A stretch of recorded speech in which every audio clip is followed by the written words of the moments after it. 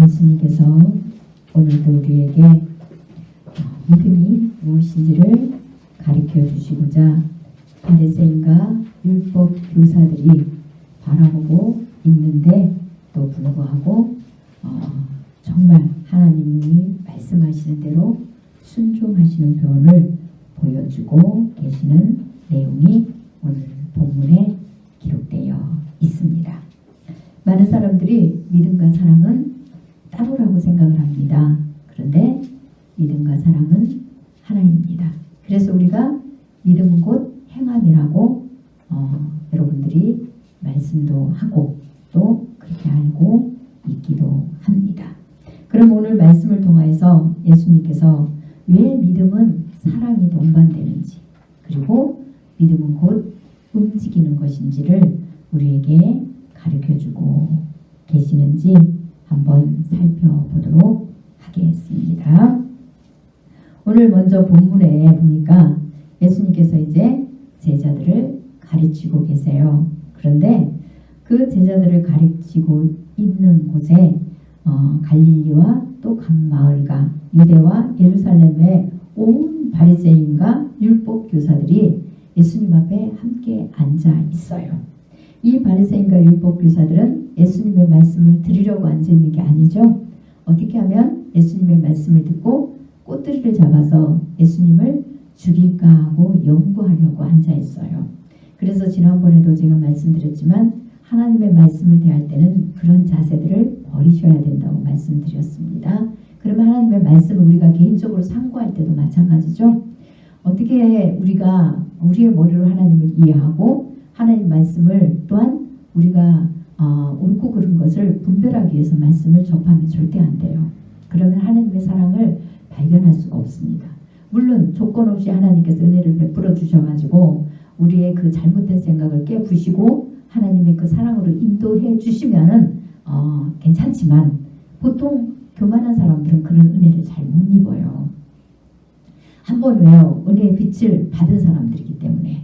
그러나 은혜의 빛을 받지 못하고 그런 사람들은 은혜를 모르기 때문에 하나님께서 하나님의 살아계심을 나타내 주십니다. 간접적으로 그의 그 잘못된 사상을 끊고 하나님을 믿으라고 기회를 주시기 위하여서. 그러나 은혜의 빛을 받았다고 하면서도 여전히 그 교만한 생각을 깨뜨리지 못하고 하나님의 말씀을 보고 듣고 배울 때 내가 그 옳고 그름을 분별하기 위해서 보면은 하나님의 그 깊은 은혜의 사랑 안에 들어가지를 못해요. 입만 무성해지겠죠. 머리만 커지고 계속 우리는 그 말씀을 우리의 기준으로 판단하니까 사람도 항상 우리의 기준으로 판단하게 됩니다. 그러니까 저와 여러분은 하나님 말씀하실 때 항상 나라는 그 교만한 자세를 내려놓고 겸손함으로 하나님의 말씀을 받고 하나님께서 말씀하시면 우리가 순종하고자 하는 그 자세로 하나님의 말씀을 보고 듣고 배워야 됩니다. 그러나 바리새인과 율법 교사들은 그렇지 않았어요. 그런데도 예수님께서는 하나님 말씀에 순종을 하세요. 순종을 하는데 이 바리새인과 서기관들이 있을 때는 하나님께서 예수님에게 아무것도 하라고 안 하시면 참 좋잖아요. 그런데 오늘 본문 17절에 보니까 그들 앞에서 병을 고치라는 이 명령이 떨어진 거예요. 그 내용을 이렇게 서술하고 있습니다. 바리새인과 율법 교사들이 앉았는데 병을 고치는 주의 능력이 예수와 함께 하더라 이래 돼 있어요. 이 하나님의 명령이 떨어졌다는 거예요. 예수님께서는 하나님이 시키는 일만 하셨잖아요. 하나님께서 하라고 하면 하고 하지 말라고 안 하신 분이에요. 하나님께서 말씀하신다면은 예수님이 죽음의 길을 간다 할지라도 예수님은 순종하신 분이에요. 그래서 이 바리새인 서기관들이 있는데도 불구하고 순종하셔야 돼요. 하나님께서는 순종하시라고 누구를 보내시나요? 18절에 보니까 한 중풍병자를 사람들이 메워서 예수님 앞에 데리고 오게 하나님이 하십니다. 그런데 이 중풍병자는 원문에 살펴보면은 마비된 자로 이렇게 표현이 되어 있대요. 이제 우리나라에서 이거를 이제 이렇게 우리나라 말로 해석을 하면서 중풍병자라고 이렇게 되어 있지 원래는 마비된 자랍니다. 그런데 또 중풍병자도 또 마비가 올 수 있잖아요. 그래서 이 한국에서는 중풍병자다 이렇게 표현을 한 것 같습니다. 어쨌든 이 전신이 온전하지 못하는 이 사람을 사람들이 침상째 메고 와요. 일어날 수도 없어요. 몸이 완전히 굳어가지고 어떻게 부축해서 이 사람을 데리고 올 수가 없으니까 들것에 들어서 데리고 와야 되잖아요. 그래서 침상째 데리고 왔다 이렇게 표현이 되어 있습니다. 그런데 이 침상째 사람들이 데리고 왔어도 문제는 예수님 주위에 사람이 너무 많아요. 무리가 너무 많아가지고 길을 찾지를 못해요. 예수님 앞에 가는 길을 찾아야 되는데 19절에 보니까 무리 때문에 메고 들어갈 길을 얻지 못한지라 이래 되어 있습니다. 얼마나 사람들이 많으면 이 중풍병자가 왔을 때 그 누구도 길을 내줄 수 없을 정도로 그렇게 촘촘히 이렇게 빈틈이 없이 되어 있다는 거예요. 여기서 이제 몇 사람이는 기록이 안 되죠. 그런데 여기서 이제 그냥 여기서는 오늘 본문에서는 사람들이라고 되어 있어요. 그러나 이제 마태 마가복음에 보면은 같은 내용이 기록되어 있어요. 그 마가복음에 보면은 네 사람으로 되어 있어요. 네 사람으로 되어 있으니까 여기서 이제 네 사람이라고 우리가 알면 됩니다. 그런데 이 네 사람이 그 좁은 길을 길도 없는 곳을 뚫고 들어가는 것은 정말 불가능합니다. 힘이 들어요. 건강한 사람도 그것을 비집고 들어가기는 쉬운 일이 아니잖아요. 그런데 중풍병자를 데리고 그것도 침상째 들고 간다는 건 쉬운 일이 아니에요. 그러면 우리 같으면 어떻게 할까요? 아마 포기하고 돌아갔을 거예요. 아유 어쩌면은 아유 잘 됐네. 뭐 아유 중풍병자 여기까지 데리고 오기도 힘이 들었는데 아유 잘 됐다. 아이고 마침 잘 됐네. 하나님께서 도우사. 우리 힘들다고 우리 다시 힘 안 들게 하려고 돌려보내려고 이렇게 사람이 막혀있구만. 이거 하나님 뜻이 아닌가 보네. 가자 하고 이렇게 갈 수 있었을 거예요. 아니, 저도 그런 게 참 많아요. 우리 보통 그런 게 많잖아요. 그런데요. 이 친구들은 물론 친구인지 뭐 가족인지는 모르겠어요. 그러나 이 네 사람은 이 중풍병자를 포기하지 않아요. 포기하지 않고 예수님 앞에 데리고 갈 길을 찾습니다. 절박한 거예요. 오늘 아니면 기회가 없다는 거예요. 오늘 예수님 앞에 이 친구를 데리고 가지 않으면 이 친구는 오늘 밤에 죽을 수도 있고 내일 죽을 수도 있고 아니면 예수님을 만나지 못한다고도 생각을 했을 거예요. 절박했기 때문에 도저히 불가능한 그 상태를 가능하게 하려고 이 사람들이 어디를 둘러봤어요? 지붕을 쳐다봤어요. 지붕을. 물론 가옥이 우리나라하고는 다릅니다. 이스라엘의 가옥은 밖에서 이렇게 계단을 타고 지붕에 올라가게 돼 있어요. 거기 이제 2층이 아니라 단층으로 되어 있어가지고 그곳에 올라가서 기도도 하는 그런 기도처소로 지붕이 거기 사용이 됐거든요. 그래서 지붕이 우리가 생각하는 것처럼 그렇게 돼 있지 않습니다. 또 이제 그 지붕도 기와 지붕이 아니에요. 우리나라 말로 해석을 하다 보니까 기와장을 뚫었다고 그러죠. 그런데 이제 다른 부분에 마가복음 이제 그렇게 보면은 거기에는 지붕을 깨고 구멍을 뚫었다고 돼 있어요. 그래서 저는 그게 옳다고 봐요. 왜요? 그 우리나라처럼 기와 지붕이 아니니까 이렇게 평평하게 돼 있으니까 깨고 이제 구멍을 뚫고 그 침상을 달아내렸다고 이렇게 표현이 되어 있습니다. 그런데 여러분 생각해 보세요. 이 주님에 대한 온전한 믿음과 절박하지 않고는 자기가 고침받으려고 가는 것도 아니고 누군가 다른 사람을 데리고 그것도 전신이 마비된 자예요. 혼자는 무엇 하나 움직이지도 못하는 그런 자를 데리고 이 사람들이 넷이 지붕 위에 데리고 올라가서 지붕을 깨서 사람을 달아내린다는 것은 이 불가능한 일입니다. 그렇게 여러분들이 영혼들을 사랑해가지고 누군가의 영혼을 예수님 앞에 데리고 오려고 그렇게 한다고 생각해 보세요. 정말 힘들죠. 옛날에는 이제 그렇게 했어요. 이렇게 교회 초등부 애들 저희 교사할 때는 집집마다 다니면서 애들을 데리고 왔어요. 애들이 못 일어나거든요. 일찍 못 일어나니까 집집마다 가면서 그 아이를 데리고 와서 예배를 드리게 하고 이렇게 했습니다. 지금은 그러러 가면 교사 다 안 하죠. 다 도망가 버립니다. 그 정도로 그 영혼을 사랑하는 마음들이 참 열정이 대단했어요. 그런데 이 사람들도 이 네 사람도 이 중풍병자를 사랑하는 마음이 그렇게 절박했다는 거예요. 근데 이 절박이 어떻게 나올까요? 믿음이니까요. 예수님을 만나기만 하면 이 중풍병자가 치료된다는 사실을 믿어요. 이 중풍병자의 그 육체만 건전하게 되는 게 아니라 이 중풍병자의 죄도 사함 받고 하나님의 자녀로 회복된다는 것을 절대적으로 믿는 거예요. 온전히 믿기 때문에 이들이 도저히 불가능한 행동을 하는 거예요. 지붕을 뚫는 것도 힘들지만 지붕에 이 침대를 들고 여러분 아무리 단층이라고 하지만 이 한자를 침상째 들고 올라간다는 거 여러분 쉽습니까? 불가능해요. 힘들어요. 물론 갈 수는 있겠죠. 여러 사람의 장정들이 데리고 갈 수는 있어요. 그러나 그거는 쉬운 일이 아니에요. 그런데 그 올라가서 지붕을 깨면 밑에서 분명히 소리할 수도 있고 그 밑에서 흙도 떨어지고 소리가 나고 예수님은 거기서 사람들을 가르치고 있고 거기에 누가 있습니까? 바리새인과 율법 교사들이 있어요. 그들은 얼마나 점잖은 자들입니까? 말씀을 듣는 중에 쾅쾅거리고 퉁퉁거리고 해보세요.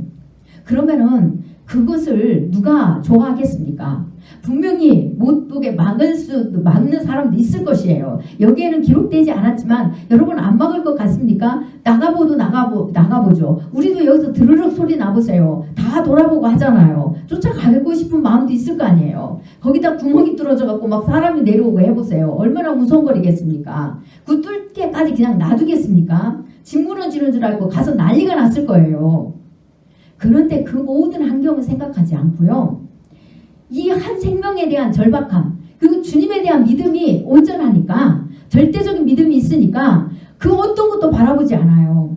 여러분 주님의 은혜를 사모하는 할 때는요. 체면이고 뭐고 다 내려놔야 돼요. 여러분 저는 때때로 주님 앞에 그 은혜를 사모하고 주님 앞에 나와오는데 자꾸 체면을 이야기해요. 너무 답답해요.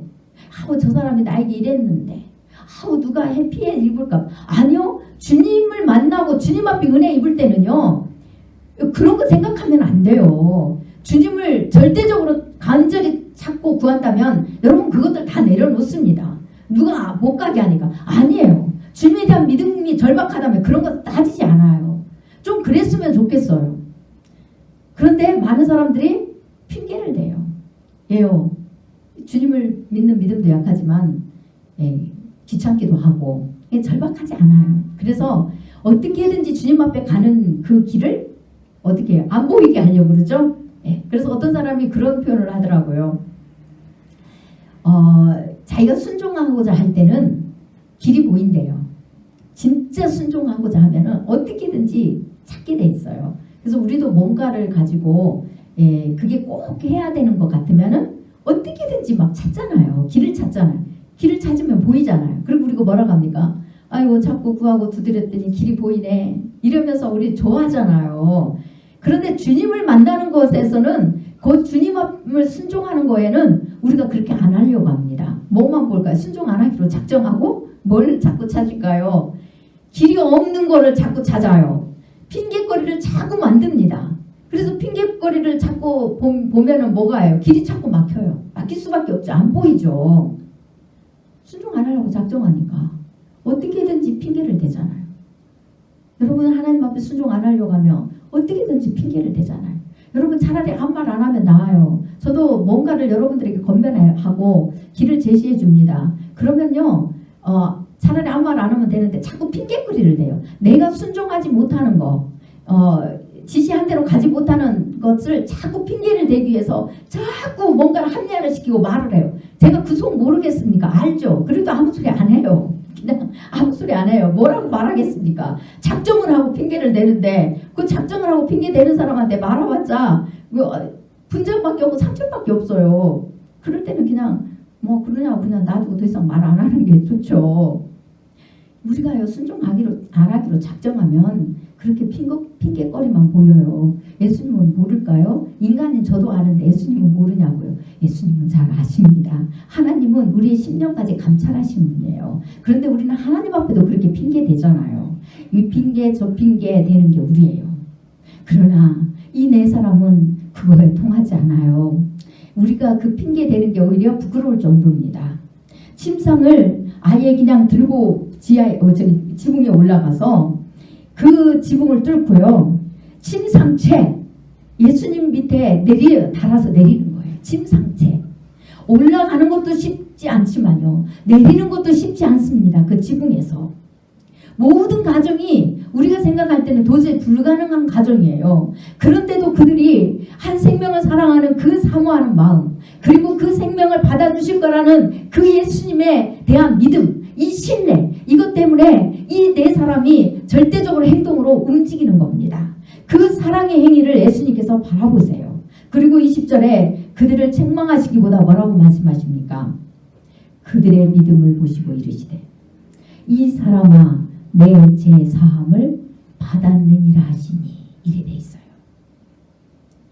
아니 중풍병자의 믿음도 아니에요. 중풍병자가 뭐 다 마비가 된 사람이 뭐를 했겠어요. 움직일 수도 없는 자잖아요. 그런데 주님께서 이 중풍병자의 믿음을 보시지 않고 누구의 믿음을 보세요? 이 네 사람의 믿음을 보는 거예요. 네 사람이 진짜 예수님을 믿고 행동으로 옮기는 그 중심을 예수님께서 보시는 거예요. 진짜 그들에게 믿음이 있다는 사실을 보시는 거예요. 곧 하나님을 진짜 믿고 있구나. 정말 이들은 하나님을 사랑하고 있고 이웃사랑을 행하고 있는 자구나. 그 사랑을 보신 거예요. 그리고 그 중풍병자에게 내 죄사함을 받았느니라 하고 선포를 하십니다. 그냥 일어나 걸어가라 하는 게 더 빠르다고 이제 밑에 이야기를 합니다. 그 자세한 이야기는 그때 하고요. 예수님이 네 병이 나았노라 하고 이렇게 선포해 주시면 좋잖아요. 그런데 내 죄사함을 받았느니라 하고 선포를 해요. 예수님이 이 선포를 할 때 바리새인들의 표적이 될까요? 될 거를 아실까요? 모르실까요? 아시죠. 차라리 병이 치료됐느니라 하면은 표적이 안 돼요. 그런데 내 죄가 사함 받았느니라 하면요. 표적이 되는데요. 죽음에까지 가는 표적이 돼요. 죽음에까지 가는 표적. 그런데 하나님께서 여기서 예수님에게 그걸 선포하라고 하신 거예요. 그래서 예수님은 죽음을 앞두고 있을 수도 있어요. 그 선포한 말 한마디 때문에. 그런데도 주님께서는 아무것도 바라보지 않으세요. 죽음의 길이라 할지라도 하나님께서 말씀하신다면은 순종을 하시는 거예요.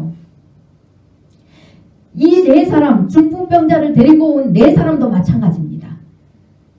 정말 어떤 욕을 먹는다 할지라도 생명에 대한 그 간절함, 그 영혼을 사랑하니까 절대적으로 행동에 옮기는 것처럼 예수님도 하나님 말씀에 순종하여 하나님의 인간 사랑하는 걸 너무 잘 아세요. 바리새인 이 율법 교사들도 사랑하는 걸 너무 잘 아세요. 그런데 그들의 심령이 강박해가지고 그들에게 하나님이 말씀하신 대로 선포를 하면 예수님이 죽임당할 수도 있어요. 그런데도 불구하고 예수님은 담대하게 선포를 해요.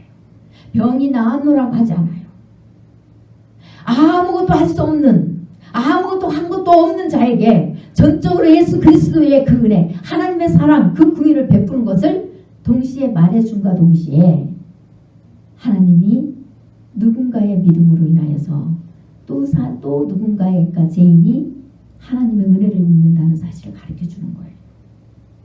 그러면 여기서 지금까지 내용으로 봐서는 여러분들이 뭘 볼 수 있어요? 그동안 뭘 보셨나요? 그동안 많은 사람들이 친구의 믿음의 관점을 가졌고 아니면 또 누구의 믿음이에요? 아니면 누구에게요? 이 중풍병자. 우리는 보통 친구의 믿음보다도 친구의 믿음 우리는 행할 수 없어 하고 그냥 별로 관심을 안 가져요. 그렇죠? 또 선포하는 사람은 선포할 수 있지만 친구의 믿음은 우리가 누군가를 위해서 내가 헌신할 수 없다고 생각을 하기 때문에 그런 사랑이 얻으려고도 않고 그런 사랑을 가지려고도 안 해요. 왜요? 힘든데 뭐하러 그런 사랑을 가져요? 나만 예수 믿고 잘 살면 되고 그냥 입으로만 말하면 되지. 뭐하러 죽어가는 죄인을 위해서 나를 헌신하고 희생하냐고요.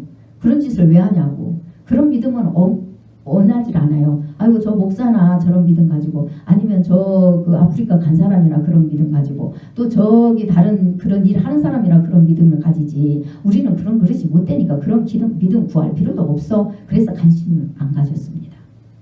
뭐에만 관심 가져요? 예수님 앞에 가면 중풍병자도 치료받았대. 나병 환자도 고침받았대. 손 마른 자도 고침받았대. 혈류병 환자도 고침받았대. 오직 병 고치는 데밖에 관심이 없었어요.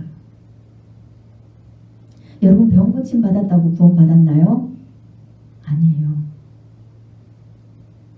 진짜 구원은요, 예수 그리스도의 그 은혜로 말미암아 죄를 용서함 받은 확신이요, 그 표가 있어야 돼요. 그게 구원받는 거예요. 표적을 보았다고 구원받은 게 아니에요. 어떤 사람 간증을 저는 그걸 들었어요. 자기는 원래 예수를 안 믿었는데 부흥 집회할 때 가서 자기가 병이 고침 받았대요. 그래서 교회를 다니고 자기가 교회를 떠나고 싶대요. 그런데 병을 고침 받았기 때문에 교회를 나간대요. 이 사람이 구원 받은 사람입니까? 안 받은 사람이죠. 많은 사람들이 이런 신앙을 가지고 있는 사람들이 있어요.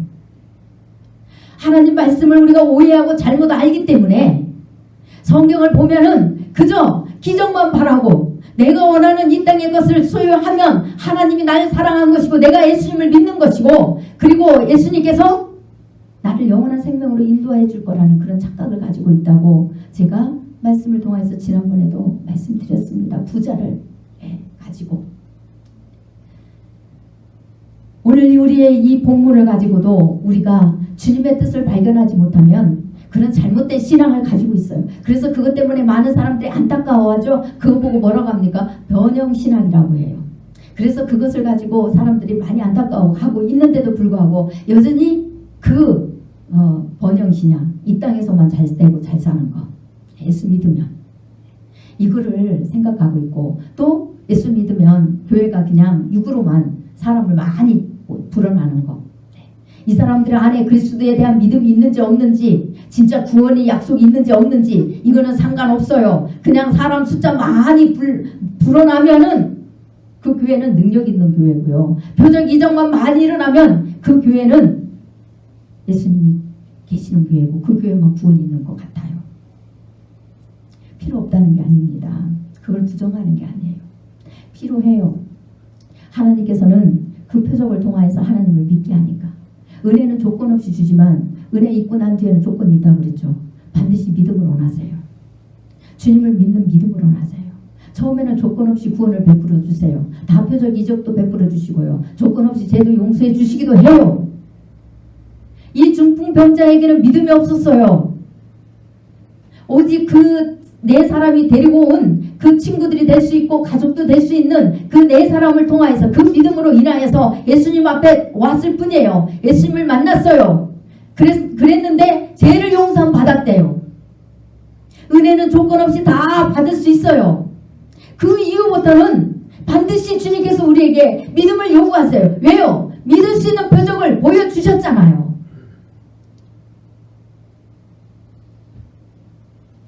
바리새인과 서기관들은 그것을 몰랐어요. 그 믿음이 또 하나님에 대한 사랑이라는 것도 몰랐어요. 그래서 이들은 수많은 군중들이 모여서 이 환자가 들어갈 길도 없는데 맨 앞에 와서 제일 일찍 와요. 얼마나 일찍 왔는지 모르겠어요. 일찍 왔기에 예수님 가까운 자리에 앉아있죠. 그래서 잘 들어가지고 꼬투리 잡으려고요. 영혼에게는 관심이 없어요. 잘못하면 우리도 그런 신앙을 가져요. 일찍 자기 혼자 다른 영혼에게는 관심이 없는데 오직 자기의 의만 나타내기 위하여서 이 바리새인 서기관들처럼 그렇게 하지는 않는지 한번 생각해 보아야 됩니다. 그 바리새인과 율법 교사들에게 주님은 당신이 곧 하나님이시며 하나님의 아들이라는 것을 가르쳐주기 위하여 병이 나았다고 하지 않고요. 내 죄사함을 받았다 하시는 거예요. 그리고 사랑이 없어서 죄인들을 전에 예수님 앞에 인도하지도 않고 그들을 위해서 이 네 사람처럼 그렇게 헌신하고 희생하는 그것도 없어요. 이 네 사람은 여기서 어떤 신분은 나와 있지 않지만 이 사람들이 그 험한 노동을 통하여서 이 환자를 데리고 온 거 보면 이 사람들의 신분이 그렇게 높은 신분이 아니라는 걸 알 수 있어요. 바리새인과 율법 교사들은 어떤 자들입니까? 높임 받기를 좋아했죠. 상석에 앉기를 좋아했죠. 긴 옷을 입고 시장에 가서 문안 받는 걸 좋아했죠. 무슨 노동을 하겠어요. 이 지붕에 올라가려면 얼마나 큰 노동이 필요합니까? 그리고 죄인 옆에 가지도 않았어요. 중풍병자는 죄인이라 죽을 병이 들었다고 그들은 아예 그냥 자기들을 섬기고 자기들 밑에서 굽신굽신 해야지 자들은 하나님 백성으로 회복된다고 생각 안 했어요. 예수님이 오셔서 자기들을 높여주고 이 땅에 또 부와 명예를 준다 할지라도 그들은 종의 신세지 자기들처럼 하나님의 자녀로 신분이 회복된다는 생각을 전혀 하지 않았어요. 그런데 그들이 만약에 그런 신분을 가진 사람이라면 어떻게 이 중풍병자 죄인을 데리고 그 지붕에 올라가서 그 지붕을 뚫고 그 깨고 부시고 해야 되는데 더군다나 사람들한테 예의 없다고 온갖 욕을 다 먹어야 되잖아요. 아니 예수님이 말씀하시는데 말씀을 가르치고 있는데 어디 감히 지붕을 쿵쾅거리고 있어 하면서 말을 할 수 있잖아요. 그런데 그런 것들을 전혀 염두에 두지 않고 오직 영혼을 사랑하는 마음으로요. 그런 행동을 했다는 것을 이 바리새인들에게 보여주기 위하여서 그들의 믿음을 보시고 믿음은 그런 것이다. 동시에 내가 하나님이다. 곧 동시에 내가 하나님의 아들이다. 너희 죄를 용서해 주기 위하여 십자가에 못 박혀 죽으러 온 그 장본이다. 내가 메시아다를 이 바리새인과 율법교사들에게 가르치기 위하여서 그렇게 말씀하셔요. 그랬더니 아니나 다를까 21절에 뭐라고 되어 있습니까? 서기관과 바리새인들이 생각하여 이르되 이 신성 모독하는 자가 누구냐? 오직 하나님 외에 누가 능히 죄를 사하겠느냐? 여러분 이 바리새인들 앞에 이 인간이요 죄를 사해준다고 선포한다는 것은요 있을 수 없는 일이에요. 이 유대 사이에서는 누구만이 이거를 할 수 있습니까? 대제사장만이요. 하나님께 이임을 받은 그 대제사장만이 죄를 용서받았다고 선포할 수 있어요. 여기서 죄를 용서받은 것이 병을 고침받은 게 동시에 성립이 되는 이유가요. 구약에서는 항상 병이 치료받기 전에 뭐가 먼저 있습니까? 죄를 짐승의 피로 씻음 받고 그 다음에 대제사장이 죄가 사졌다고 선포해 줘야 되는 거예요. 제사장이 선포해 주었을 때 그가 죄가 용서함 받은과 동시에 그 병이 치료됐다는 증거예요. 나오는 거예요. 그래서 여기서 죄를 사함 받았다고 선포해 준 게 그 병이 치료됐다는 게 동시에 성립이 되는 거예요. 그런데 이 바리새인과 서기관들은 그것을 너무 잘 알고 있어요. 너무 잘 알고 있는데 이 예수님이 자기가 볼 때 목수의 아들이에요. 도대체 하나님의 아들이라고 인정되고 자기들을 노마로부터 해방시켜서 정치적으로 높여줄 거라는 이런 평안을 줄 거라는 그런 게 조금 더 보이지 않는 정말 미천한 신분의 예수님이에요. 그런데 대제사장만이 선포할 수 있는 곧 하나님 앞에 이임을 받은 자만이 하나님 앞에 선택받은 자만이 할 수 있는 것을 이 예수님이 하고 있으니 얼마나 기가 막혀요. 그래서 신성 모독죄라고 어디서 감히 하나님만이 할 수 있는 그 권한을 네가 누군데 도대체 누군데 감히 죄를 용서한다고 선포를 하느냐. 있을 수 없는 것이다. 이거는 신성 모독죄다. 마땅히 유대법에 죽임을 당해도 마땅한 거예요. 죽어도 마땅한 죄를 지금 지고 있다고 이들이 서로 생각을 하면서 기가 막히게 하는 겁니다. 그때 예수님께서 그들의 마음을 알아요. 그들의 마음을 아시고 뭐라고 하십니까? 22절부터 예수께서 그 생각을 아시고 대답하여 이르시되 너희 마음에 무슨 생각을 하느냐? 내 제사함을 받았느니라 하는 말과 일어나 걸어가라 하는 말이 어느 것이 쉽겠느냐? 이렇게 묻습니다. 여기서는 그러면 무슨 생각을 하느냐라고 22절에 이렇게 나오잖아요. 그런데 원래 그 마태복음 9장 4절에는 어찌하여 악한 생각을 하느냐 이렇게 나와 있어요. 악한 생각을 하느냐. 이거는 예수님을 메시아로 믿지 않고 하는 소리잖아요. 그래서 예수님을 정죄하는 거예요. 그게 이미 악하다는 거예요. 예수님을 믿지 않는 것이 여러분 제일 악한 거예요. 예수님을 믿지 않기 때문에 예수님이 원하는 삶을 사지 않아요. 인간 사랑의 삶을 사지 않아요. 자기도 사랑하지 않아요. 먼저는 자기를 사랑해야 인간을 사랑할 수가 있잖아요. 다른 사람을. 근데 예수님을 믿지 않으면 자기가 하나님 앞에 얼마나 소중한 존재라는 걸 알지 못해요. 그래서 자기를 아무렇게나 제약 속에 막 뒹구는 거예요. 굴리는 거예요. 그래서 자기를 사랑하지 않잖아요. 자기를 죽이는 거예요. 자기를 살인하는 거예요. 이런 사람이 어떻게 이웃을 사랑할 수가 있어요? 그 영혼까지 어떻게 사랑할 수가 있습니까? 사랑 못 인간이 얼마나 하나님 앞에 소중한 존재라는 걸 알지 못해요. 그러니 죄에 같이 미혹시키고 같이 죄에 뒹굴고 그래서 그 영혼들을 같이 죽이잖아요. 육으로 백날 잘해주면 뭐합니까? 그 영혼들을 영원한 생명으로 인도해 주지 못하고 같이 죽어가는 죄악의 길로 가는데 그래서 믿지 않는 것이 악인 거예요. 자기를 첫째는 사랑할 수 없잖아요. 자기를 용서할 수도 없고요. 그러니 낮은 자존감에 날마다 상처투성이고 그리고도 하나님 은혜를 경험하지 못하고 그러니 그들의 삶이 얼마나 힘이 들겠습니까? 주님을 온전히 믿는 믿음을 요구하시는 게 그거예요. 그런데 이들은 주님을 믿지 못하니까 그들이 주님을 정죄하여 그래서 마태복음에서는 너희가 어찌하여 악한 생각을 하느냐 이렇게 표현을 한 겁니다. 그러나 주님께서는 그들을 사랑하세요.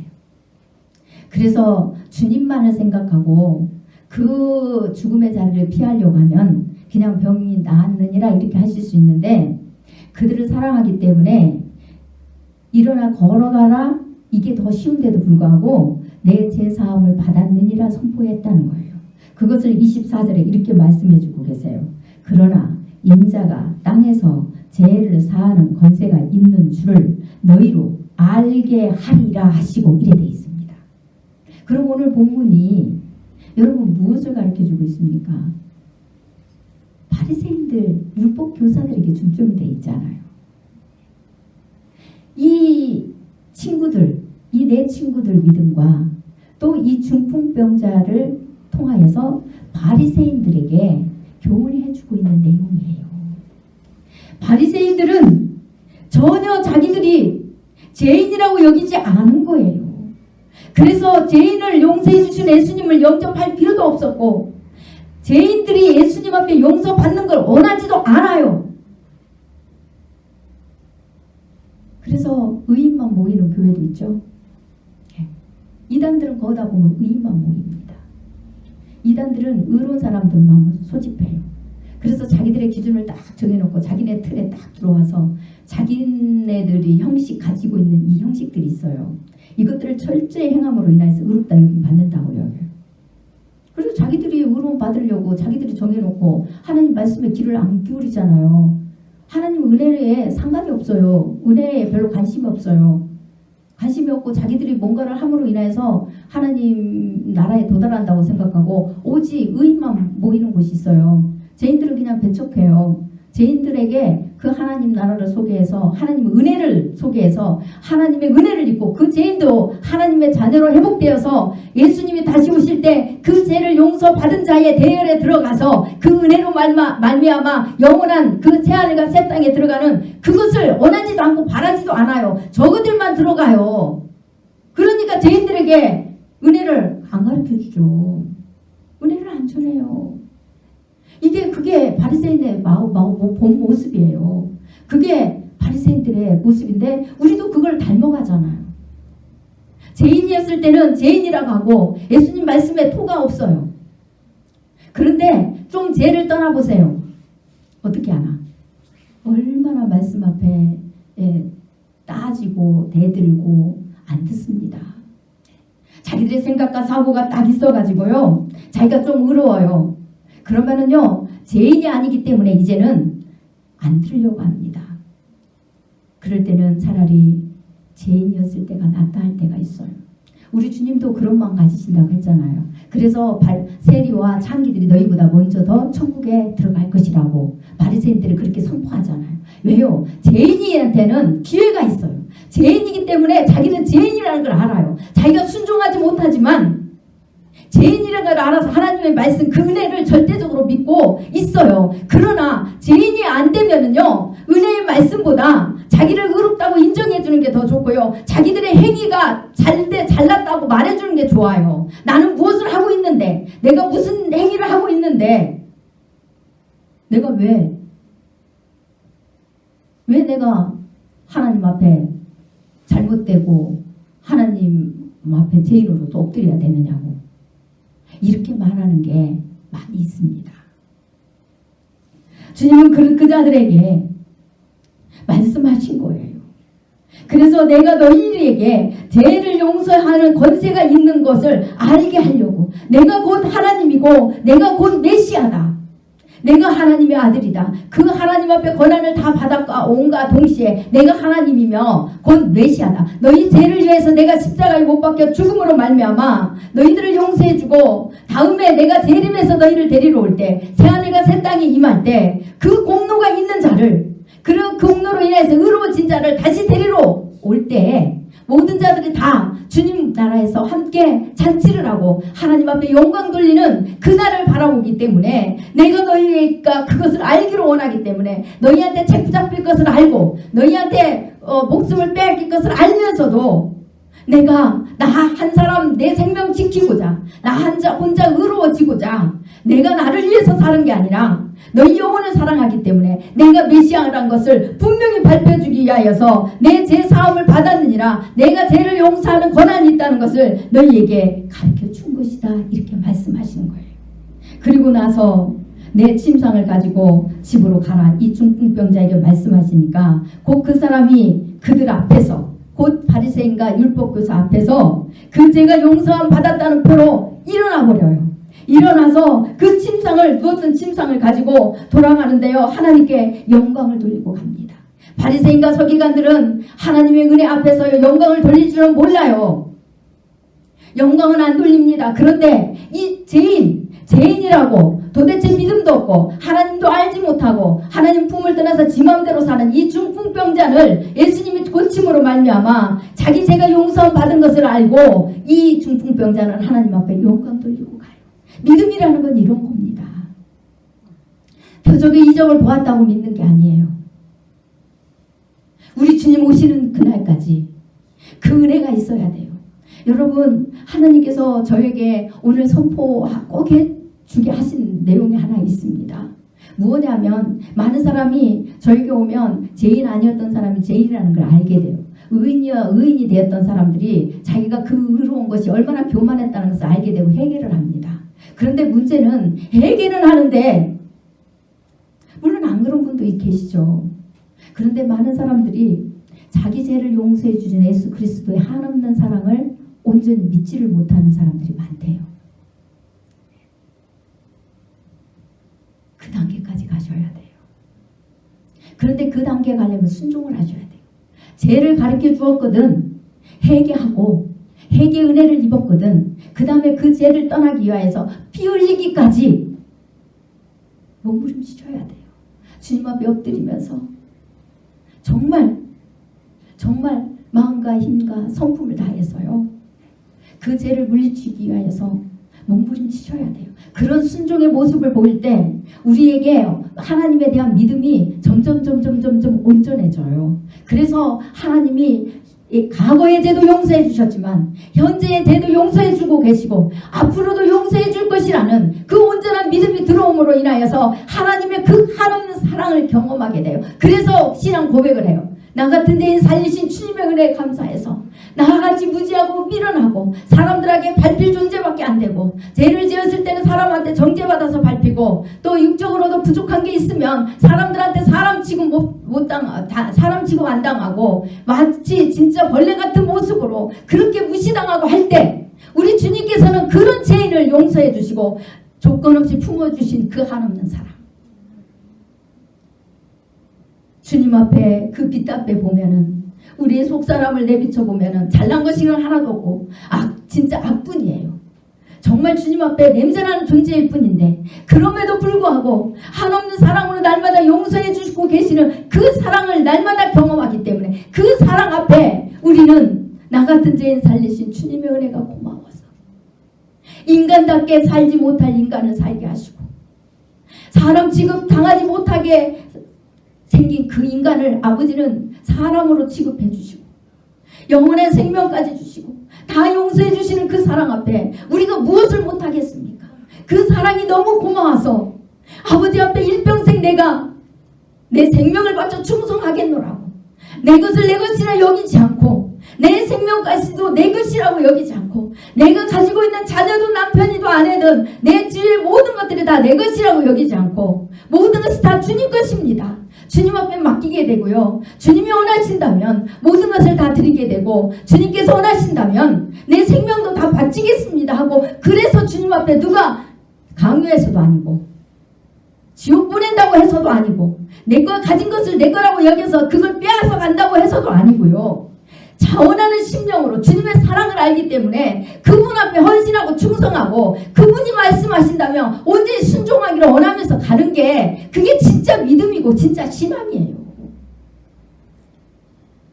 아직까지 그게 없다면 그 믿음을 얻기 위하여서 여러분들이 조건 없이 은혜 받고 있다면은, 이제는 온전한 그 믿음을 얻기 위하여, 그 사랑을 얻기 위하여서 순종의 길로 가십시오. 사랑을 행하라는 거예요. 못하거든 또 얘기하면서 주님의 앞에 하게 해줄 수 있는 은혜를 구하면서, 그래서 주님이 우리 안에 계신다면 할 수 있는 능력이 우리 주님한테 있으니까 우리가 하게 되잖아요.